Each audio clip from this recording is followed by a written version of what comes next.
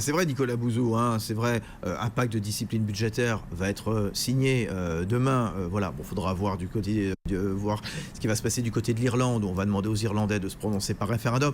Mais il a raison, François Mallet, le gros sujet, le gros point qui n'a jamais tellement été abordé jusqu'à présent, c'est comment redonner de la croissance au continent européen. Et c'est justement, ça c'est la question qui fâche justement entre Français et Allemands d'un côté et puis les autres. Hein. C'est le fond du problème en réalité, puisque si on remonte au bout du bout, cette crise, c'est une crise de surendettement des États, c'est-à-dire un mélange d'endettement public et d'absence de croissance. Hein. Il faut les deux pour être en situation de surendettement. Donc en matière d'endettement public, je dirais qu'il y a des mécanismes de surveillance justement qui sont contenus dans ce traité. Je voudrais quand même insister un tout petit peu là-dessus.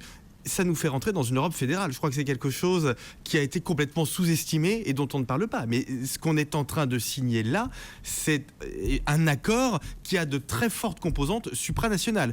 Je m'en réjouis énormément à titre individuel, mais je ne suis pas sûr que dans l'esprit des opinions publiques, ce soit bien clair. Si on voulait refaire la TVA dans la restauration, c'est interdit. Si on veut remettre la retraite à 60 ans, c'est interdit. C'est désormais sorti des choix politiques nationaux. Voilà, je veux dire, il faut que ce soit dit. Alors, maintenant... Pardon, préciser, c'est interdit par qui ? Mais c'est-à-dire que vous n'avez plus, si vous voulez au niveau national prendre une mesure d'ampleur budgétaire importante, il faut maintenant avoir l'autorisation, l'accord de la Commission européenne. Non, mais je veux dire, c'est pas rien. Regardez tous les choix économiques que cela nous aurait empêché de faire ces 4 ou 5 dernières années, si vous voulez comprendre ce que ça veut dire.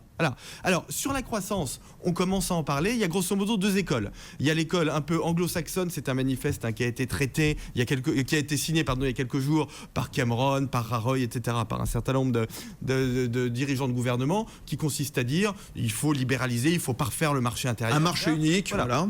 Okay. Et puis, vous avez la position qui est franco-allemande, mais surtout française, honnêtement, qui consiste à dire, en effet, il faut mettre en place des outils mutualisés qui vont nous permettre d'investir dans les infrastructures. C'est pas les eurobonds, parce que les eurobonds, ça se fera pas. Les Allemands sont contre, absolument contre, incroyablement contre. C'est ce qu'on appelle, en revanche, des project bonds, c'est-à-dire, ce sont finalement des financements obligataires, mais qui sont très ciblés sur des projets précis d'investissement. Et c'est peut-être ce à quoi vous pensiez. Oui, François Mallet, je pense en effet que c'est très bien. Je crois qu'il faut le développer et je crois que ça va se faire. Donc il faut être quand même relativement optimiste de ce point de vue-là.